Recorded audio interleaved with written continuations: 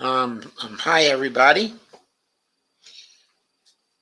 Welcome to Empowering Democracy. Our topic for this stream is more on uncalled house races. And of course, I'm your host, Joe Firestone.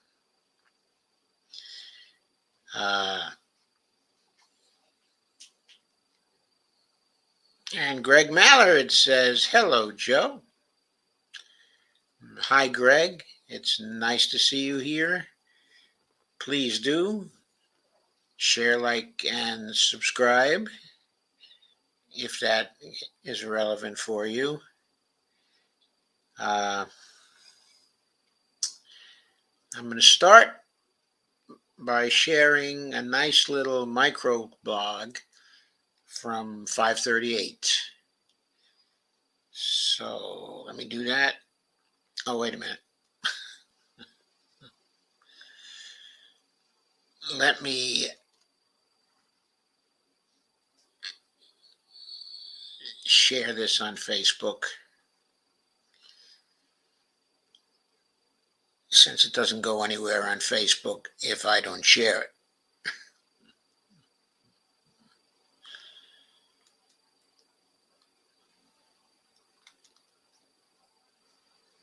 So Greg is saying, "How are you?" I think. And the answer is, I am fine. How are you, Greg?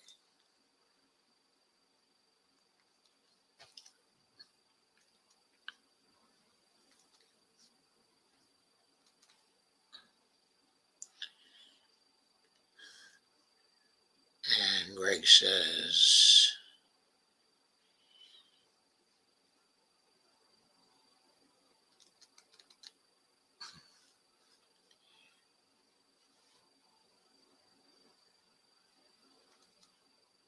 okay, so this was done by Jeffrey Skelly today,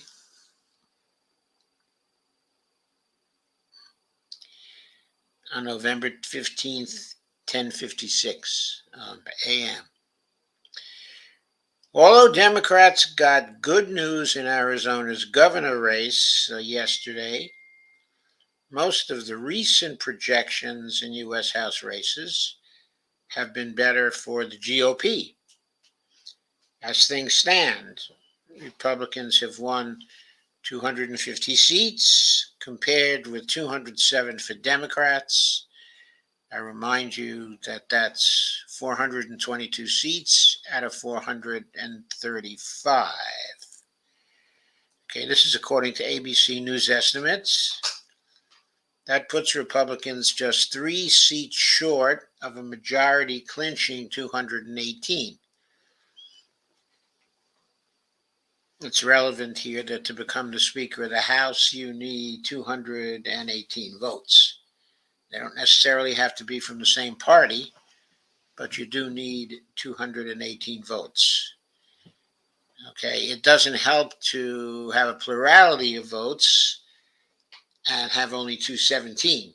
You can't become a speaker unless you get 218. So, anyway, going back to the article, here's a table, or a graphic, I should say, on the current balance of power in the House. The number of seats each party will control based on the election results as of 10:56 a.m. Eastern Time. This shows, of course, the current balance of power: 222 for Democrats, 213 for the Republicans. I think that might be a mistake, actually. It might be 212 only for Republicans rather than 218. But anyway, in the midterm results for 2022, we have 207 for Democrats and 215 for Republicans. So Democrats need 11 votes to win the House, and Republicans need 3 votes to win the House. According to the ABC News estimates, and 538. As the table below shows, of the remaining 13 races where the winning party has yet to be determined, 10 are in California, which will take many more days of tabulating votes to get anywhere near having full results in some of these contests. Sorry, that was my phone buzzing. Several House races are still up in the air. Here are the districts where ABC News has not yet reported a projected winner as of 10:54 a.m. Eastern Time. Of course, it is now 12:56 Eastern Time, so something may have been called, in the interim, but I don't believe so. I think there would have been a post on it here. Anyway, there are all these California races, and then there are two other remaining races other than the California race. There's the Alaska race where Mary Peltola, I should say, is leading Sarah Palin, and Mark Begich, I believe. It's one of the Begiches anyway. I think it's Mark Begich. But the former Senator Begich was a Democrat, not a Republican, as this Begich is. Anyway, this a ranked choice voting state, and the second round of ranked choice voting has not occurred yet. So, at least has not been completed yet. So, though there's 72% of the is in, and Peltola has a vote margin of 44,406, she does not yet have a majority of the votes. She may not get to 50%, in which case they have to go through the ranked choice voting calculation to see who won. Peltola does have a margin right now of 20.7%. So based on what's been happening up to now, it's very likely she'll get over 50% and will be declared the winner. But we don't know when this is going to happen. In any case, that race can't be called now, so that doesn't contribute to the seats for the Republicans.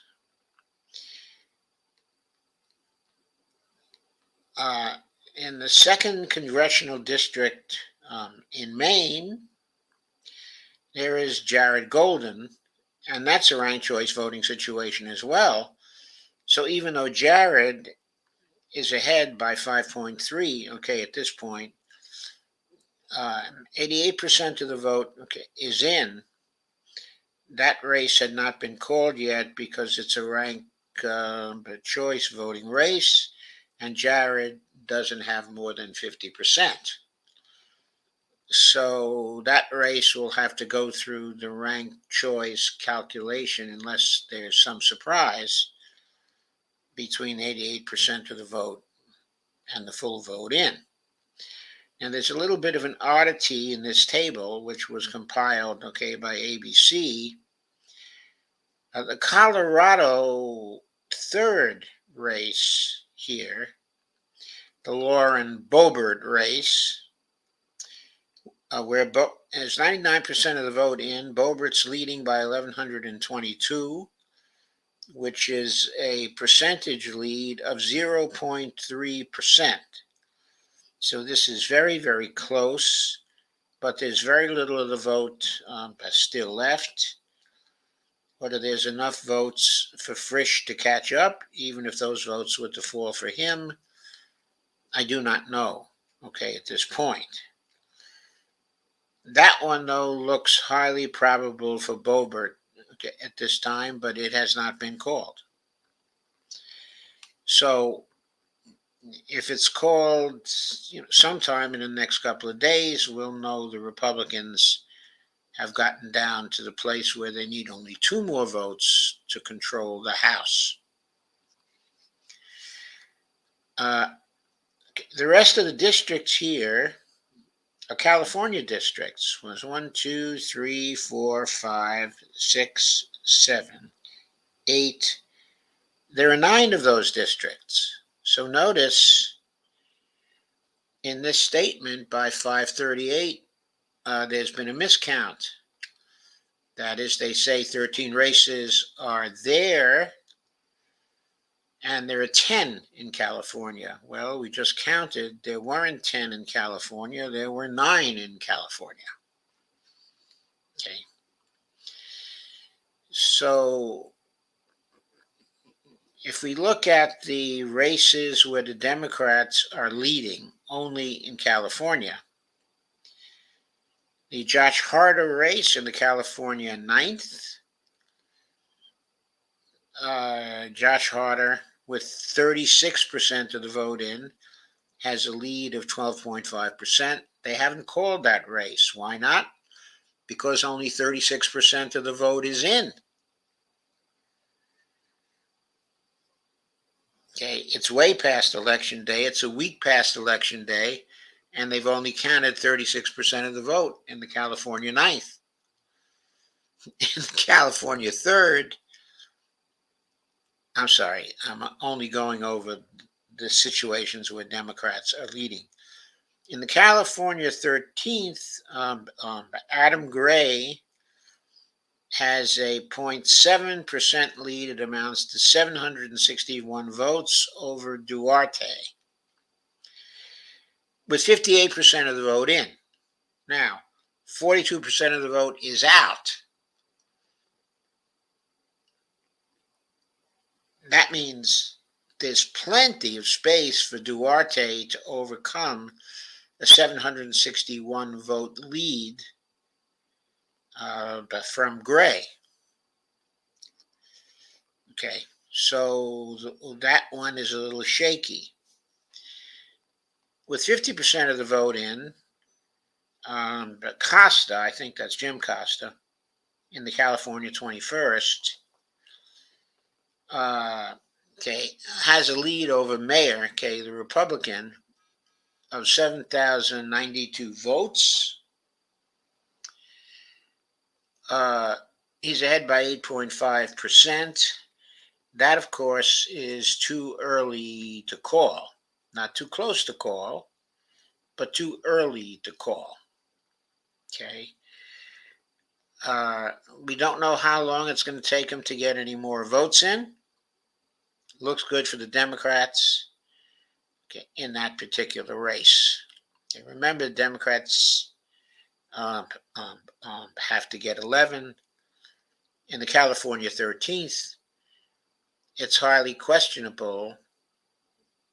I shouldn't say that. I shouldn't put it that way.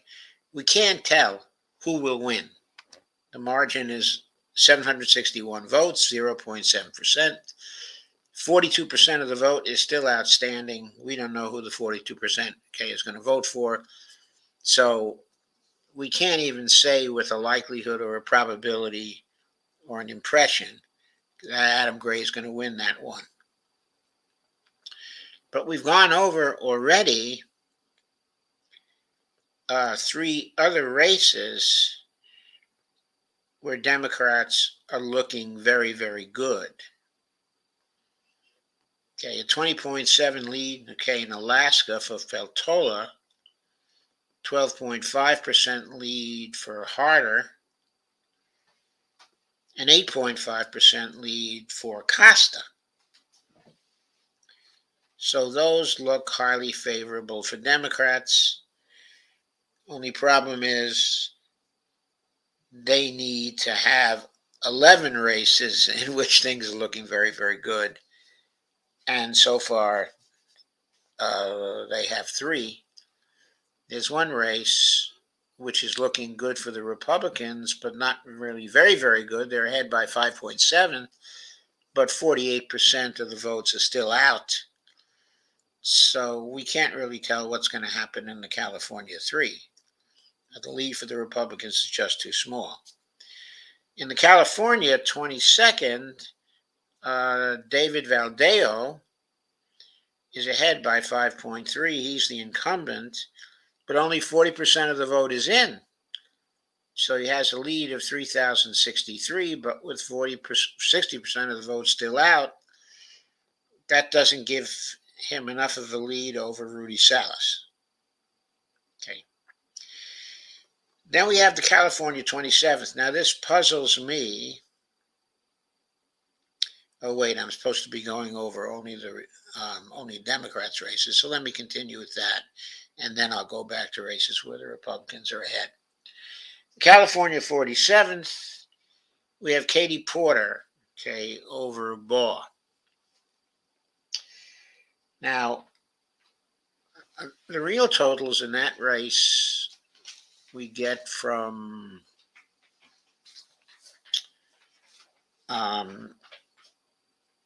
Politico. Okay, and Politico says 80% of the vote is in.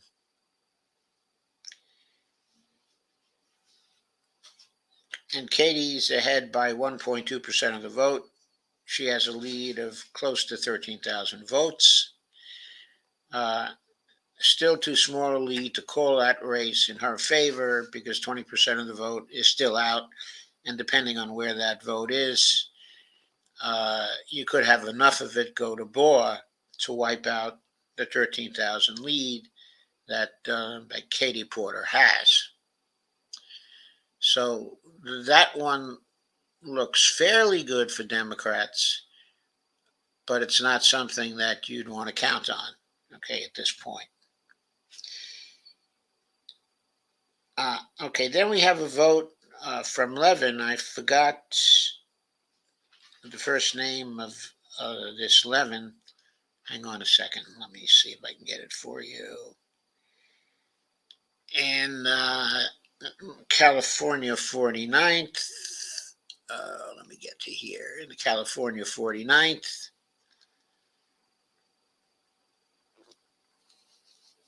no, I'm not getting it from here either. Okay, but Levin is ahead by 52.5% to 47.5%, with 86% of the vote in. So he has a lead of nearly 13,000. Okay, in his district, with 86% of the vote in. So 14%, okay, is out. So that would be a very, very tough climb for Marriott. It's a race that hasn't been called yet, but maybe should be called very soon. For the sake of argument, let's count that race in the Democratic column, since the lead is a percentage lead of 5.0%. So if the outside votes are anywhere near there, okay, it seems like, oh, by the way, it seems like the Politico totals for that race are more up to date than these totals here. Let's count that one as a likely Democratic gain, okay, at this point. That means we have 1, 2, 3. We have 4 likely Democratic seats.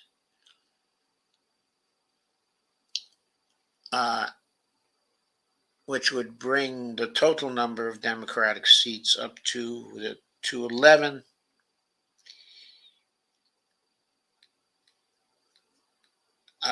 We have also Jared Golden and Peltola. I pointed out, okay, a likely. Jared Golden is in the main second. Okay. Okay, so that means at this point we can probably point to 1, 2, 3, 4, 5 seats out of the 13 undecided that will very likely go Democratic, even if they have not been called. 88% of the vote is in the golden race. So that's looking pretty good for him. And with Paltola's 20.7 lead, that's looking pretty good for her. So let's go over the Republicans now and see how things are looking there.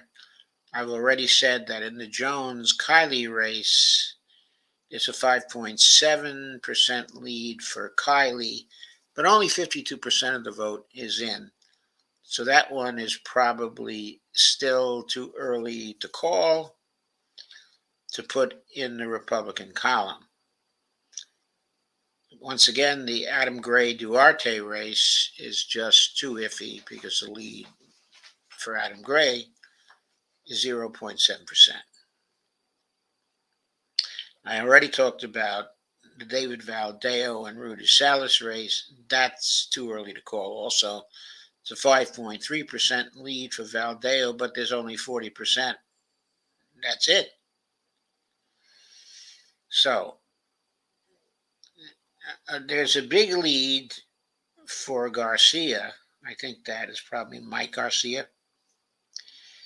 Of 8.8%, 13,167 with 58% in. But since there's 42% out, I should say about that, Christy Smith has already conceded to Garcia. The point I'm raising here, the issue I'm raising here, that with 42% of the votes still out, and the lead is only 8.8%, only 13,167, why did she concede? Why is she so sure that the rest of the votes in the end are going to go for Garcia? Okay, I don't know. In the California 41st, there's Rollins, okay, the Democrat, and Calvert, okay, the Republican. There we have a vote margin of 54-89 for the Republican, but that's not much since there are 23% still out. It's a percentage lead of 3.1. It seems to me Rollins could still catch up, even though I don't know which votes are out. Could be a situation where the Rollins votes are pretty much urban votes, and the Calvert votes, are rural votes, and the outstanding ballots are from rural areas, so that people can tell that Calvert is strongly favored in this one. But from my knowledge base, it seems to me this one is still undecided and should not be called.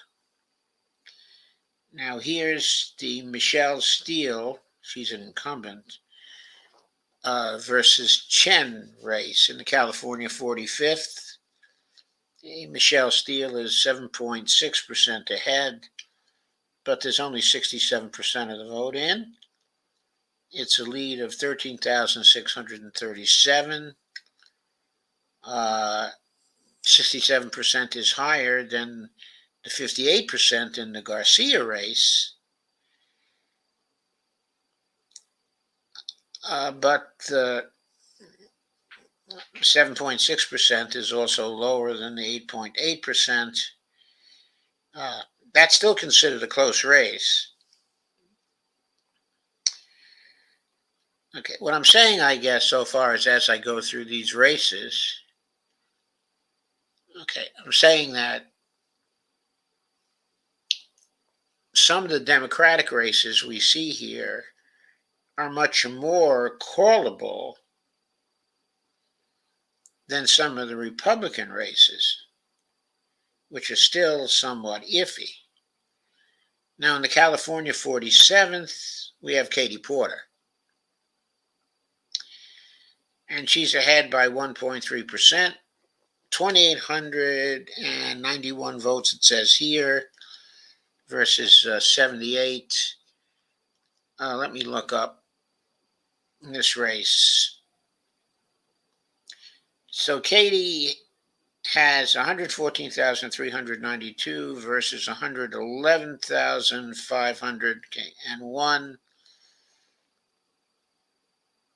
So she's ahead by nearly 3,000 votes, with 80% of the votes in. That's really too close to call, too. Let's go back to the table from ABC. So Porter had pretty much the same lead with 80% of the vote in as she had with 78%. In fact, it looks like a little more like she gained a little in the extra 2% of the vote, okay, that came in. But it's still very hard to say what's going to happen there. Now, Levin in the California 49th, let's take a look at that a little more closely. Okay, Levin has 52.5% of the vote to 47.5% of the vote. Okay, that's a lead of a little less than 13,000 with 86% of the vote in. So Levin is much closer to a call than Katie Porter is. So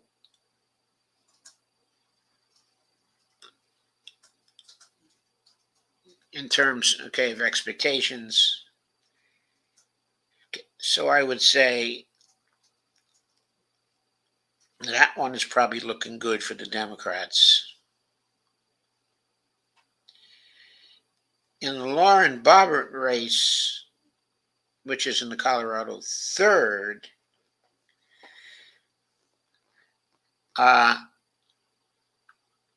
so the challenge of Frisch is behind her only by 1,122 votes, but 99% of the vote is in. There are very few ballots that are left out. She has a lead of only 0.3% of the vote.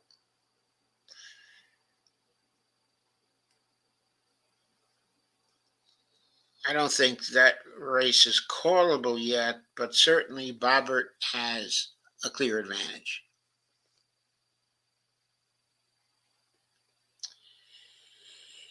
So based on the way I've been thinking about these other races,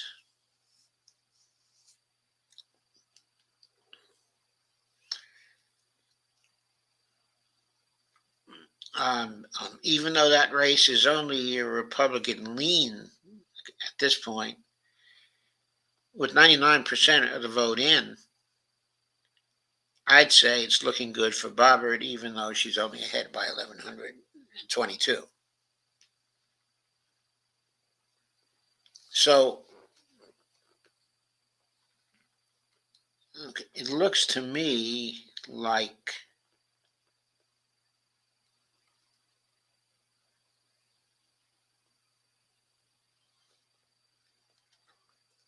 the most likely of these races right now to go for the Republicans is probably the Boebert race. But there looks like a whole lot of races that are likely to go for the Democrats, like the Golden race, the Levin race, the Costa race, the Harder race, and the Peltola race. So what is that? 1, 2, 3.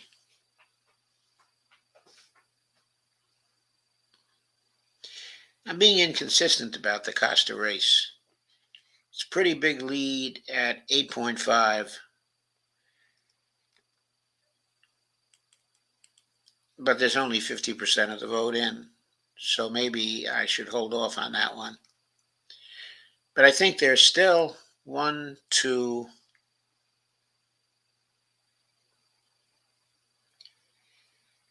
three, still 4 of those 13 races that are likely to go to the Democrats, and only one that at this point, anyway, is likely to go to the Republicans. The others, we still just don't know. So from where I sit, we're looking at 211 for the Democrats and 216 for the Republicans.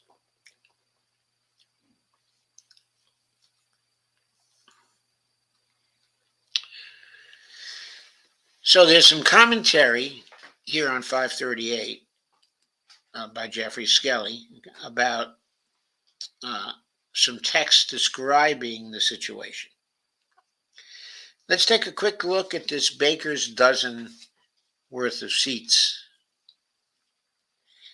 The GOP looks more likely than not to eventually add Colorado's 3rd district to its ledger, which would get the Republicans to 216 seats. So he analyzes it the same way I do, that their Republican Lauren Boebert has enough of a lead that Democrat Adam Frisch will probably need to win around 2/3 of the outstanding vote to overtake her. So he knows more than I do about the outstanding vote. And the fact that Adam Frisch will probably need to win about 2/3 of the outstanding vote, and they've been pretty much splitting the vote up to now, argues that there's a real strong lean right now towards Boebert and the Republicans for that seat. Meanwhile, Democrats probably have an edge in the 2 seats that will be decided by ranked choice voting, which would put them at 209 seats overall. And he explains, hang on a second, please.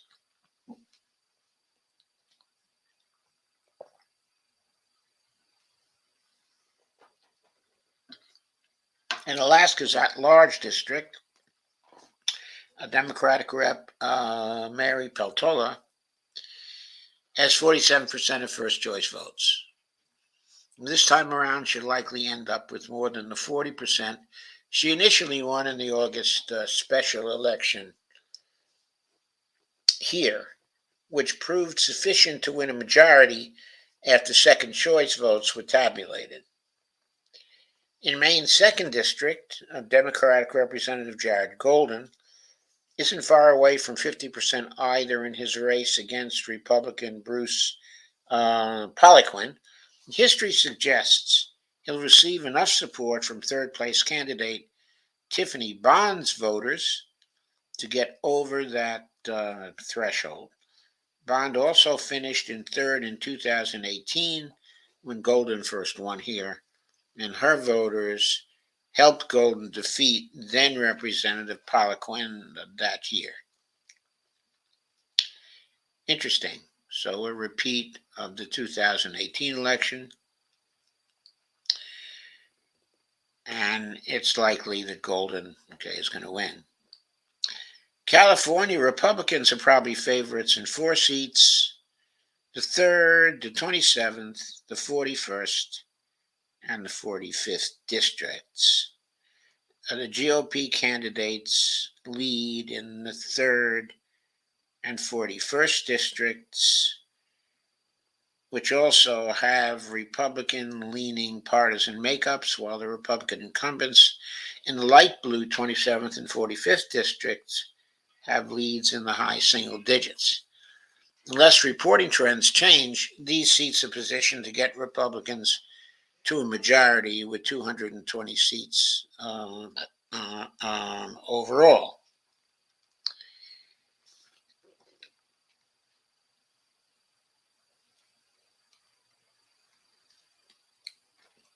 On the flip side, the Democrats are probably favored in 3 seats. That would get them to 212 seats.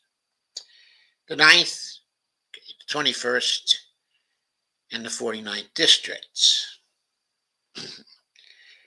We don't yet have a ton of votes from the 9th and 21st districts, but they are probably blue enough that Democrats are more likely than not but to win them. So let's go back. Okay, the 9th, that's the Josh Harder. And the 21st, that's the Jim Costa. So you note that I didn't want to put it in the Costa column just a few minutes ago because I thought there were too few votes for that. I was willing to put it in the Harder column because he had such a big lead, 12.5% lead.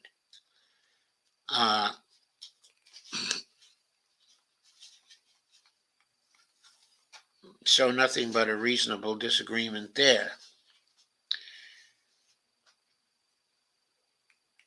Okay, let's look back at the 49th district.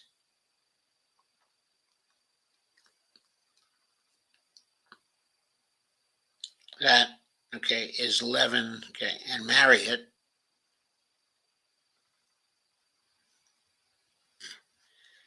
And I tend to agree with his opinion.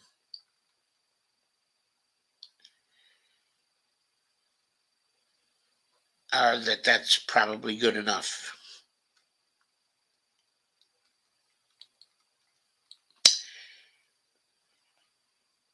Okay, we don't have a ton of votes from the 9th and 21st districts yet, but they're probably blue enough. Democrats are more likely than not to win again.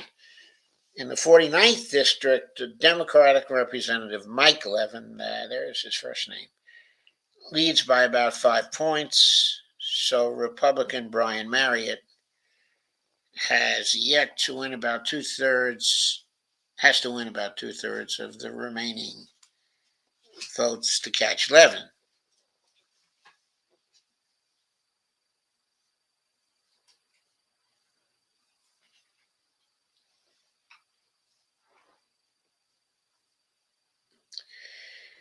That leaves 3 California seats where things are more in doubt.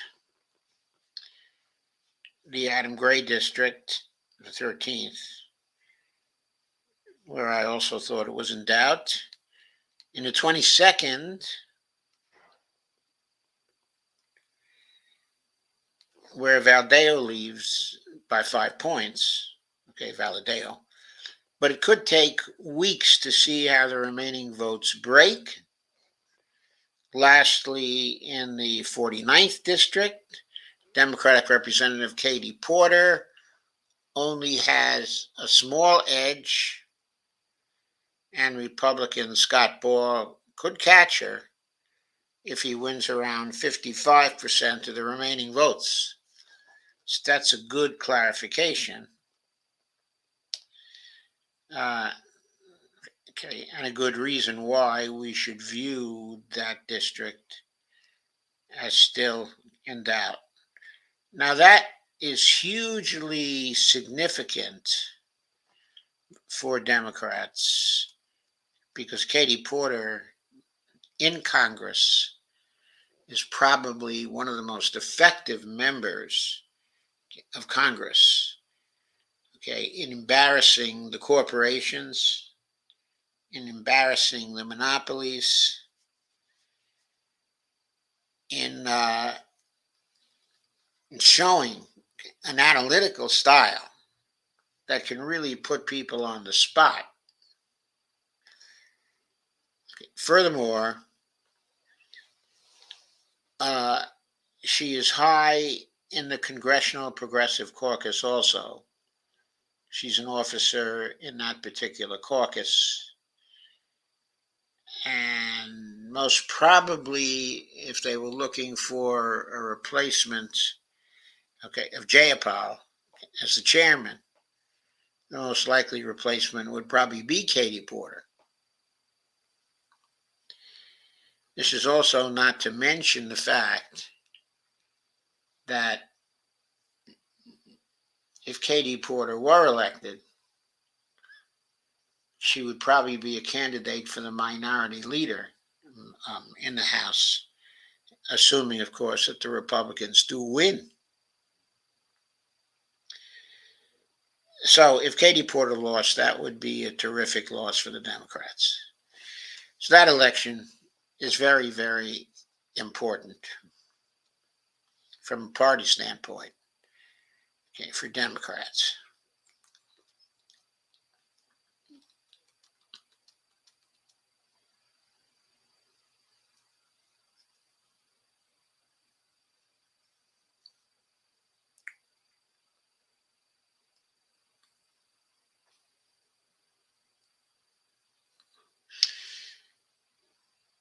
Okay, concerning the seats in which the Republicans are favorites, according to Skelly, that's the 3rd, the 27th, the 41st, and the 45th district.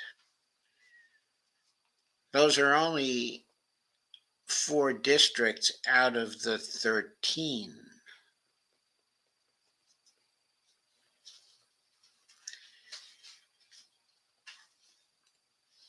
So, if those were the only districts which the Republicans were to win, they would then come out with only 219 seats,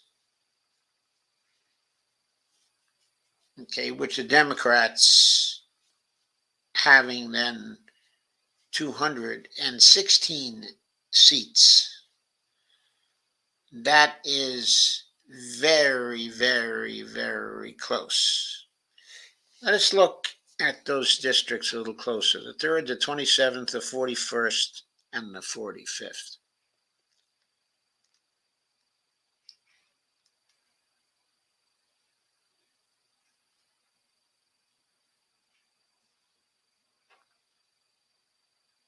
Third, 23, 27, 41, 45. Okay. The 3rd is that district where only 52% of the votes are in. But Kiley has a considerable lead over Jones of 5.7. I thought it was too early to call that.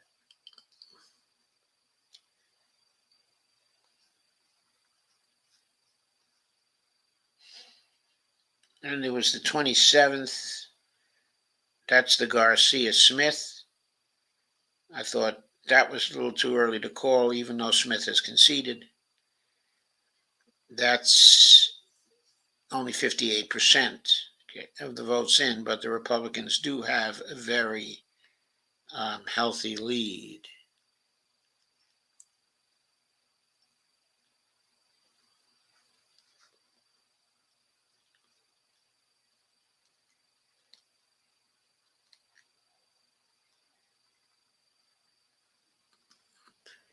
In the 41st, that is the Rollins-Calvert race, where Calvert is ahead only by 3.1% with 77% of the vote in.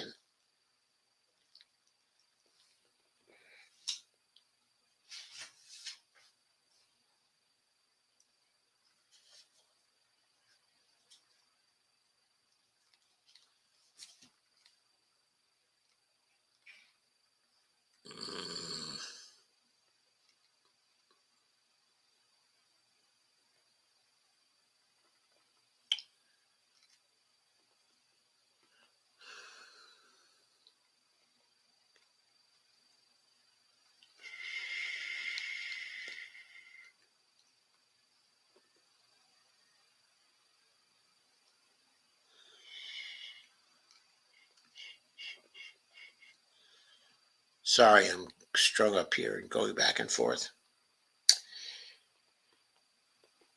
The 45th district is the Michelle Steele incumbent who's running against, I don't know if that's Joyce Chen. It might be. 67% of the vote is in, and Steele is ahead by 7.6%. That's a pretty strong position. But if those are the only races the Republicans get, as I said, then they would end up with 219 votes to 216 for the Democrats. So at this moment, that's the way I think that things will probably go.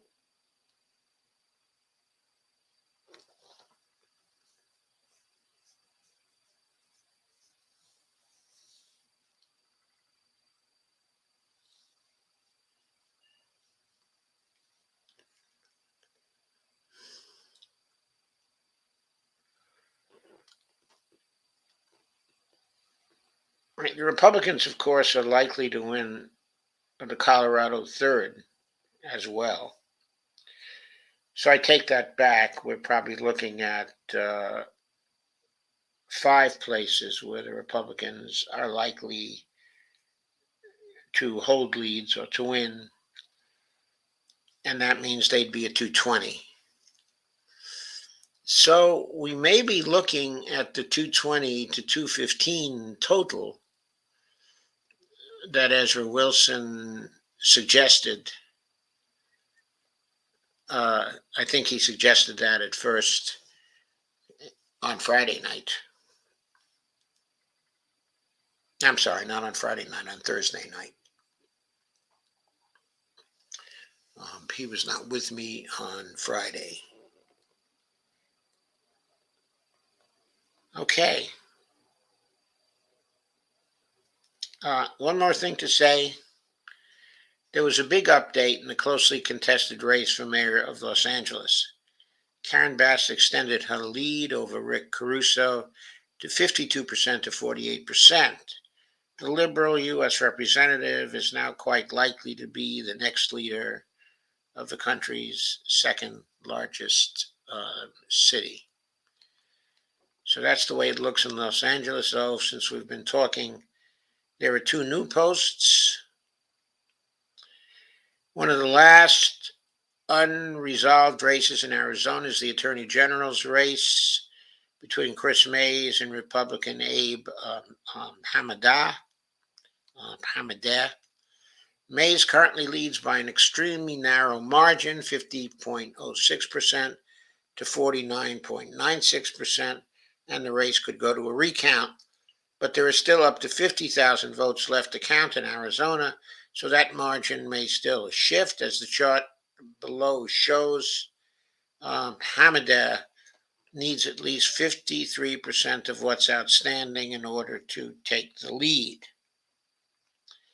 So we don't know what's going to happen in the Attorney General's race. Obviously, the Attorney General's race is very, very important because Attorney Generals that are hostile to fair elections can really throw a monkey wrench in things in 2024. They're probably not as important as Secretary of State, and the Democrats already have the Secretary of State in that state. But it's still important that Mays win over Hamadeh. One more post here from 538. Control of the New Hampshire State House currently sits on a razor's edge. Based on preliminary election night counts, the Republicans had the lead 203 to 197, but several districts were extremely close, and the state has been recounting those districts this week, and already recounts have found that Democrats were the rightful winners in 2 of those seats. The tentative balance of power now sits at 201 to 199, and there are several districts that Democrats could still win. For example, the Republican candidate in Stratford House District currently leads by just 1 vote. So that, is very interesting. I'll be continuing to watch the updates from 538, which I find to be very informative. And I'll continue to keep watching Okay, as well, Politico's results, and I've started to watch the Ballotpedia site as well, since they've been beginning to update things there.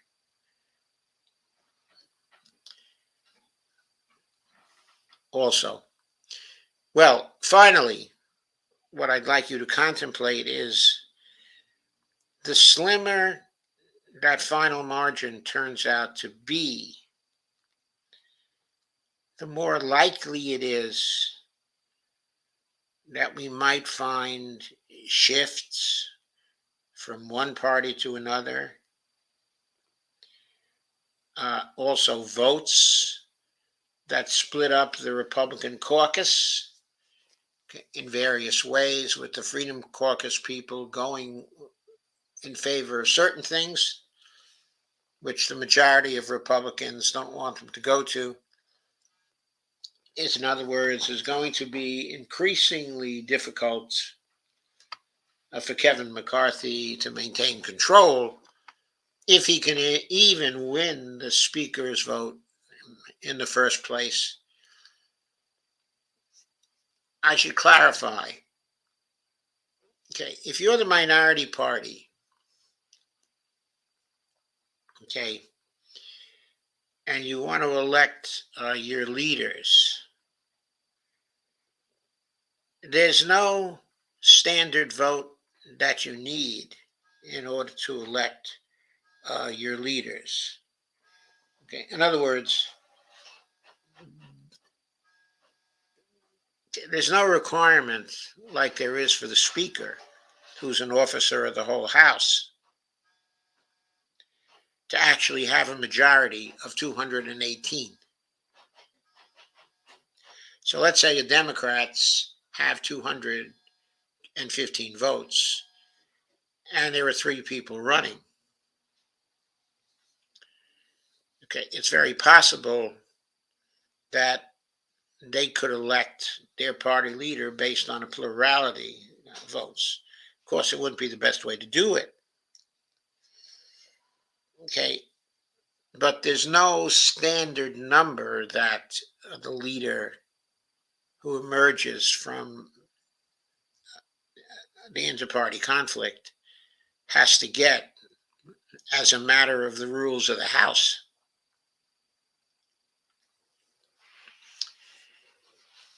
So technically, it's easier for the Democrats to elect a minority leader than it is for the Republicans to elect a Speaker of the House, because it will be necessary for Kevin McCarthy to get 218 out of the 219. Well, let's say it's 220. He'll have to get 218 out of the 220 Republican votes in order to become the Speaker of the House and be able to set the schedule and the agenda before the Speaker of the House. If he can't get the 218 votes from the Republican Party, he may go looking for support wherever he can get it. In other words, from a Democratic Party. He may go to Democrats and say, look, I'm having trouble becoming a speaker. I'm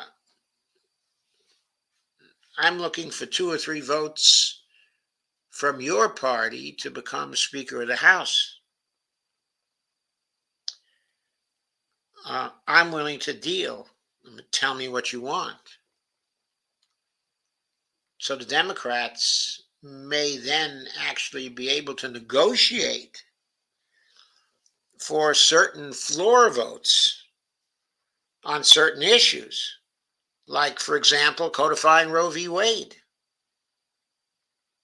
Say, okay, we'll supply you with 15 votes if you promise us a floor vote in codifying Roe v. Wade. Or if you promise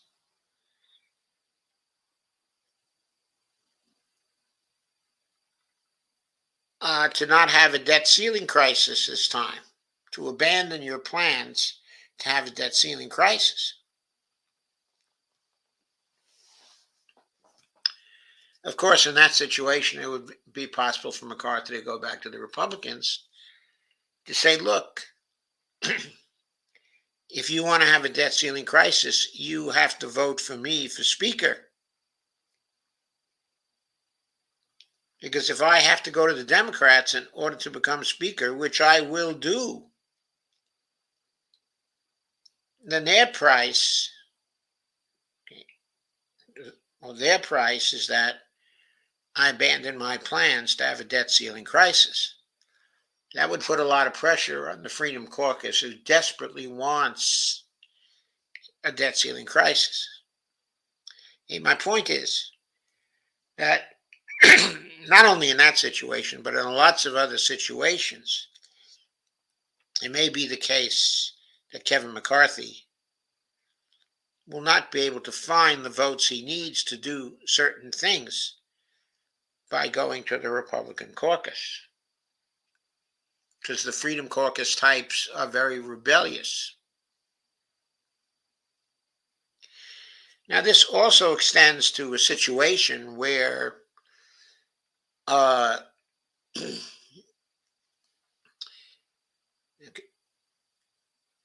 as things go along, undoubtedly the Freedom Caucus people come up at one time or another and run a vacate the chair motion on Kevin McCarthy, where he will have to hold the floor vote in order to test whether he can remain the Speaker. In that situation, he'll still need 218 votes. So he'll still have to go to Democrats to ensure that he can have the 218 votes. So there are going to be opportunities for the Democrats to bargain for this and that, okay, and the other thing, because the House vote is so close.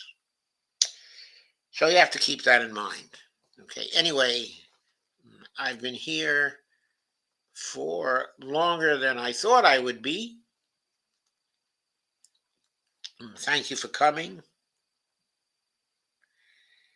Gregory said, oh, wait a minute, I guess I'll go consider a few of your comments here.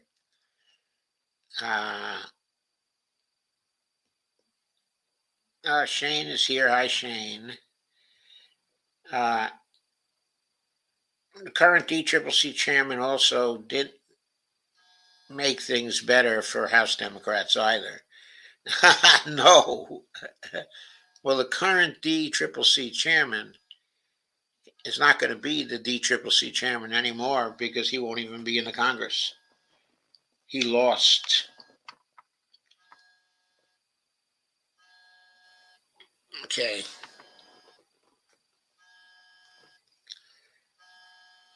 So Dolores says, hello, everyone. Hello, Greg. Hi, Dolores. Greg says the DCCC chair also cost a progressive Democrat her election in Oregon's 5th congressional seat. He claimed she was too progressive to even win that race. Yes, he did. He didn't produce any support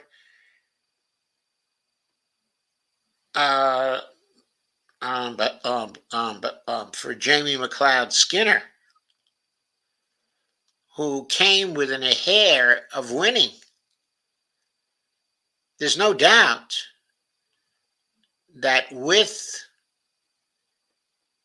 DCCC support, even moderate support from the DCCC, that Jamie McLeod Skinner would have won.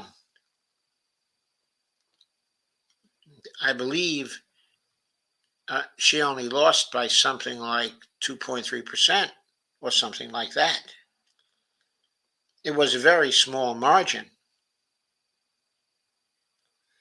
So yes, he did cost the progressive her election and cost the Democrats a seat because that DCCC decision resulted in the flipping of a seat to a Republican.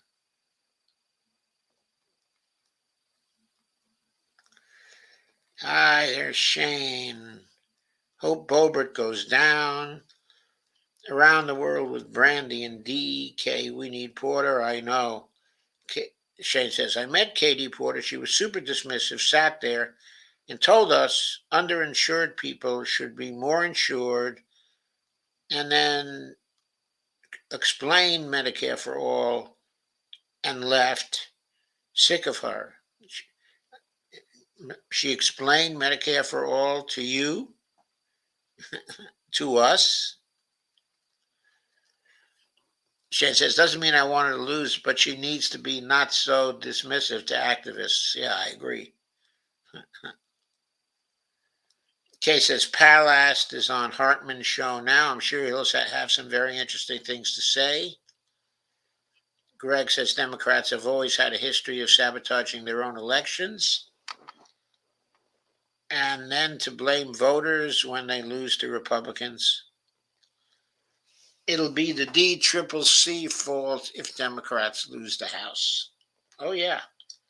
And not just that, it'll be the DCCC fault because they also hurt things for the Democrats in New York State.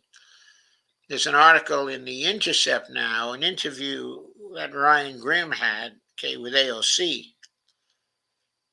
You should read it because it's also a situation where the Democratic Party of the state of New York had a very negative effect on the chances of Democratic candidates for office. And that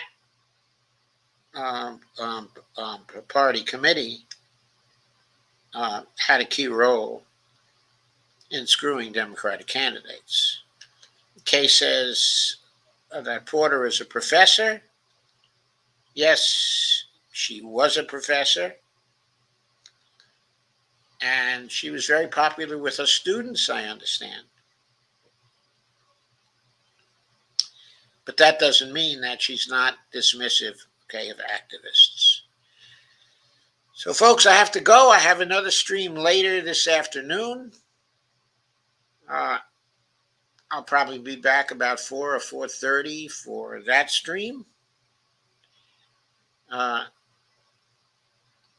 Actually, I think what I'm going to do in that stream now is to go over the interview of Ryan Grimm, with AOC. I know everybody's down on AOC these days. But, there's something about Congress people. They can have careers that are very long. And the way they're developing can be very misleading in terms of where they end up. We know AOC caved on a number of things. That's for sure. But depending on her surroundings, how many people are with her, what's happening in the larger caucus, depending on changes in her environment, her back may well stiffen. In any case, she is a clever person, and she's been getting a lot of experience in analyzing how the Democratic Party in Congress works. And a lot of this interview was on those matters, on how you frame things, on how you think through things, on how you analyze the current political situation. She's a pretty perspicacious political analyst. So I think that interview and my analysis and criticism of it will make a pretty good show. So I will see you later. And I will also see you at 9 o'clock, at 9 p.m. I think I'm going to schedule